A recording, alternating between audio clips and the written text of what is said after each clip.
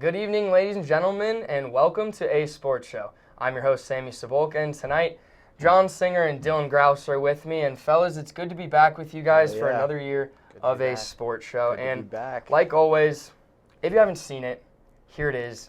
Dylan keeping it close. Go for it, my man. Arizona won their first home game of the season. They won 31-28 over NDSU, and it was a great game. The Wildcats, they played great. Jaden had a good game. We start Pac-12 play this week. We're playing Cal. It's going to be a tough game, but it's going to be on the road, and we shall see what happens. But 2:30 kickoff, so it's not so late. Pac-12 networks. It should be a great game. We'll see what happens.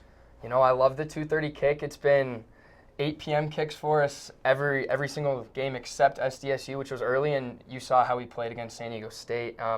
John, Formula One, man, what did we miss? Missed a lot, Sammy. So yesterday, in case you haven't seen it or don't follow the sport, F1 announced their 2023 race calendar. There's one notable addition, a huge one. The U.S. is getting a third Grand Prix, which will be hosted in Las Vegas. We're looking at Saturday, November 18th. Race is starting at 1 a.m. Eastern Time. That's going to be the fourth Saturday race in F1 history. And I think it's going to be really cool, personally, to see those cars racing down the strip at over 200 miles an hour. Give me your thoughts. I'm a big Formula One fan now. I've watched the Netflix series. I've established a team in Ferrari. Although Scuderia, very poorly managed, but we can talk about that later. But needs to go. Exactly, he has to get out of there. But I'm excited because Vegas is, I guess, becoming the sports capital of the world, or not the world, I guess, maybe the United States, and to have a worldwide sport like Formula One on the Strip is going to be, I think, unbelievable. Dylan, any thoughts? I'm not an F1 guy, but I've seen the show. Hamilton is the only guy I know. But hey, it should be a good one out there. So and we'll see. Speaking of Vegas, what happened this past weekend? If you missed it, Kyler Murray personally saved the Cardinals' season. I mean that quite literally. You cannot start the NFL season 0-2. You just can't. For the first 6 quarters of the NFL season, the Cardinals looked like a bottom 5 team. And in just one half of football, they have fully brought me back in. I am committed. They're at home against the Rams this weekend. Rondale Moore is back. I think it could be a statement game. Although, in the past, Sean McVay absolutely owns the Cardinals. We'll probably get boat raced if we're being honest. We'll see. Nonetheless, Sunday felt really, really good. Guys, what did you see from the Cardinals on Sunday? I saw a whole lot of Kyler Murray, if I'm being honest, Sammy. Yep. And if I'm the Cardinals, that's a recipe that's going to scare me. You cannot rely on Kyler Murray to be dancing around making these 2-point conversion plays that we saw in Las Vegas. You can hope, but you're going to need a little bit of defense, a little bit of better management of that offense by Coach Cliff Kingsbury. And I think, honestly, the second half might be a recipe for what we look like moving forward. And again, it does involve a lot of Kyler Murray, but we did run the ball better. The defense did look good. The Raiders just didn't look like themselves. Nah. Can the Cardinals win on Sunday against the Rams? I think they can, but it's going to be tough because Stafford's a good quarterback. They have a good team.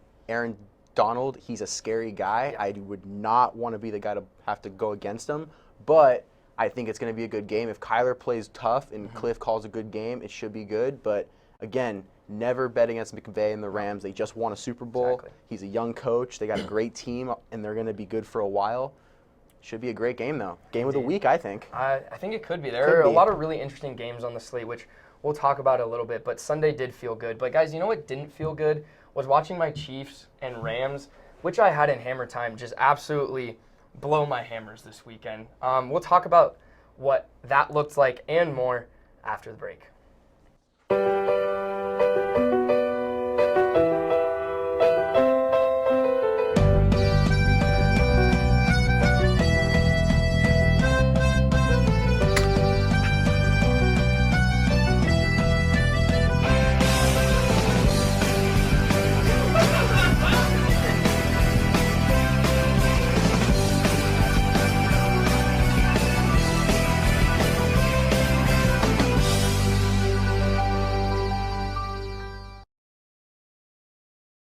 Welcome back to A Sports Show, and guys, in the famous words of MC Hammer, it's Hammer Time, my favorite segment on the show. John, welcome to Hammer Time, first of all, this year. I know you don't have a record to really go off of, but I'm interested to see your 3 picks for what will be a very, very interesting college football Saturday. Thank you, Sammy. I'll try to keep that perfect record going and not steer anybody wrong. Starting us off, I've got the Clemson Tigers rolling into Winston-Salem. I love the Demon Deacons in this one. They've got quarterback Sam Hartman coming back from what was a dangerous blood clot issue, I believe, and they should be motivated. They should have the home crowd behind them, and I'm feeling good. I'm taking them money line. So if you could pass me the hammer, I'll hammer that baby. We'll give you the little one. Okay, I gotta earn it. Yeah, exactly. All right, moving on. We've got a rematch of the March Madness Championship. We've got undefeated powerhouses in football now. Maybe we've got Duke and Kansas, and in this one, I like the Jayhawks, and you know what? Not only do I like them to cover the 7.5 points that they're being allotted in that one. They've been cruising on offense. They've got one of the top quarterbacks, top overall offenses in terms of points per game, yards per game so far. So let's take the Jayhawks in that one. And then lastly, I love to go a little SEC matchup. Got to include it if we're doing college football. I'm going to go Florida to upset Tennessee. I'm going to go another money line there. I like what the Gators have been doing. They did drop a close one to a Kentucky team, but I feel that Kentucky team is far underrated. So I'm going to go Florida Gators. I think Anthony Richardson, he's going to step up and have a huge game. On the road, interesting. We saw what Anthony Richardson did on the road at Kentucky. Not necessarily his best game. Florida would agree. But I do like Wake Forest at home. They're dogs, +7. If you don't necessarily love the money line, +7 is a pretty good number, especially at home. And, you know, Clemson, the last couple of years just hasn't been the Dabo Swinney team that we know in the past. But Dylan, you're going to keep yours short and sweet. Go for it, my man. Mine is very short. The Bills are going to be the team coming out of the AFC to win not to win the Super Bowl, but to go to the Super Bowl. I think Josh Allen the last 2 games has been playing out of his mind, and Von Miller is finally healthy again. That's scary, and their defense is insane. Stephon Diggs is looking amazing. The Bills are here, and the Bills are the best team in the league. Hammer down Buffalo to the Super Bowl coming out of the AFC. Wow, that's quite bold. Given we're 2 weeks in, the Bills do look very good. And they were very close to being on my slate this week, but we are starting a humbling 2-4 in Hammer Time. Yeah, you can see 2-4. We'll keep that record updated. I told you guys I will be held accountable for my picks. There's no excuse. Time to put my head down, time to grind, and get us back to just our head above water. You know what they say? Scared money don't make money. And so for that reason, I'm back with 6 more plays, and we're starting with 4 this Saturday. A lot of Pac-12 football, so I'll warn you now, if you got these guys, be prepared to stay up on your Saturday evening and watch them cover and watch them get the dub. So first, USC, one of the best teams in the nation. Yep. I mean, you can't argue it. They're at Oregon State, and I just think they're given too little points. -6, ride the Pac-12 favorites this week. That'll be a trend. Now, do not be scared. The Trojans still roll at Oregon State. Utah, -15 at ASU. That's believable. One of my wins last week was an Oklahoma team that went to Nebraska, just had fired Scott Frost, and gave it to them. And I think we're going to back this trend until it comes back and hurts us.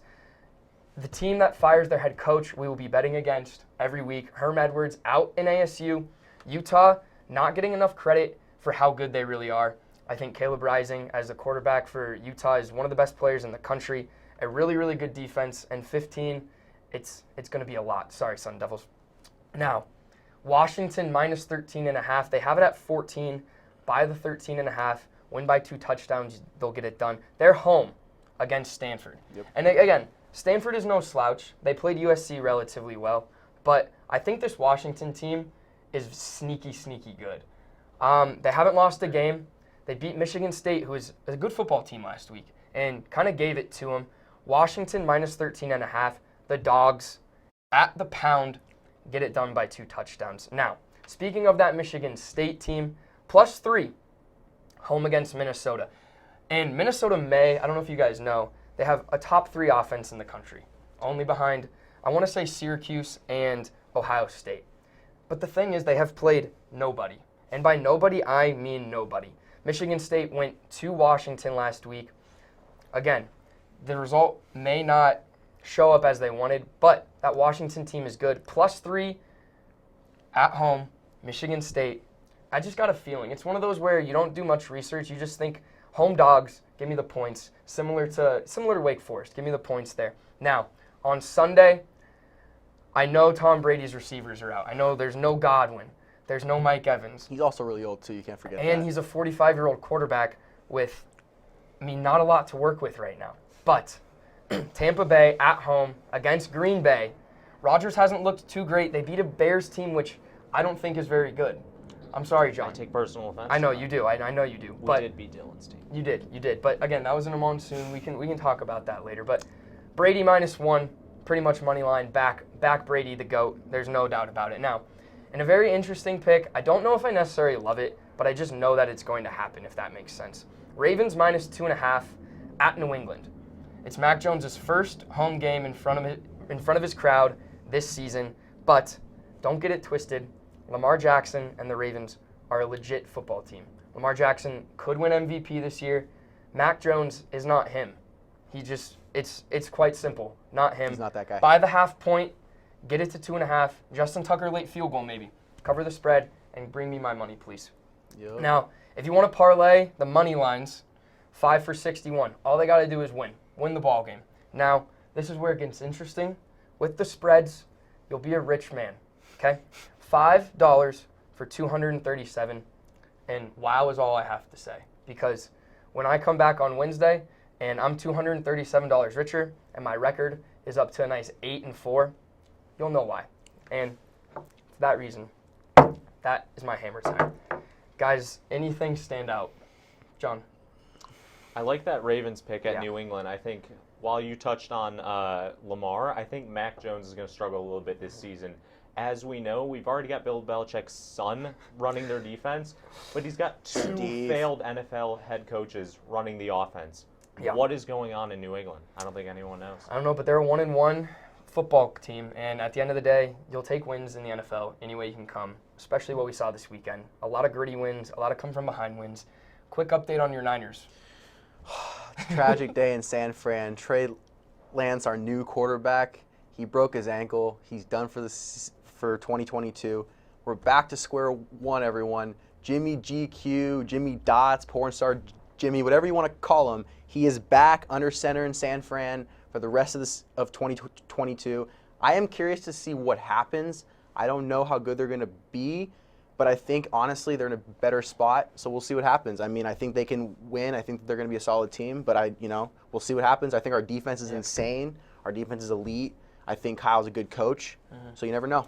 And I'm assuming you were going to go there with your message. That's my message, okay. Yeah. Message to the Niners faithful. Guys, we need to back Jimmy G. I know he's not our guy anymore, but he's our guy now. We need to back him up and rally around him. Screw all the guys that say that we're out for this. No, we are going to win a Super Bowl. I'm calling it now, man. We are going to win a Super Bowl with Jimmy G at quarterback. It's going to happen, and I'm saying it, so we're going to do it. That's my message.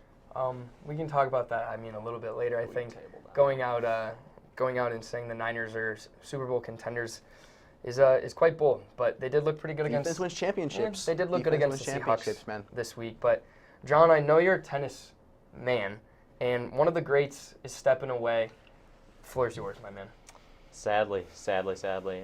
My message is going to go out to the Swiss maestro himself, Rodger Federer. He's calling it a career after, I believe, his 22 years. He's got a couple of lingering knee issues, so sadly he's going to bow out this weekend at his own Laver Cup, which is kind of tennis's equivalent of the Ryder Cup, what that is to golf. And what I can say is you've been an inspiration to a lot of people inside the sport and outside of it. You've been class personified your whole career, and we can only hope that your next act is just as good as it was to watch you on the court. I'd agree. It is a sad day. I grew up watching Rodger, especially at Wimbledon. So graceful, like you mentioned. Obviously, Nadal and Djokovic still kind of carrying the torch in terms of what's left, but there are young players that are coming for that. We saw it this last U.S. Open in our boy Carlos. But it's a sad day. One of the greats stepping away. It seems as though that generation of maybe tennis players is beginning to dwindle. Obviously, Serena taking a step back as well. But one of the best to ever do it, that's for sure. But my message tonight, it's honestly kind of sad that JP isn't here to express the joy that Phoenix Suns fans are feeling right now. Robert Sarver has said that he is looking and willing to sell not only the Phoenix Suns, but the Phoenix Mercury after being suspended for a full year and fined $10 million. The time has finally come where he is stepping away. And as a supporter of the team, I cannot be more ecstatic that the day has come. And I wholeheartedly believe him having no say or right to this franchise will only be for the betterment of the Phoenix Suns. And now I know that no games in the NBA were won or lost today, but the Phoenix Suns fans have won the day today. So this goes out to my Phoenix Suns fans. You know, it's going to be a good year. The culture is beginning to change. And, well, folks, that's all I have on Ace Sports Show tonight. We'll see you next week. And as always, bear down, go Cats. Peace.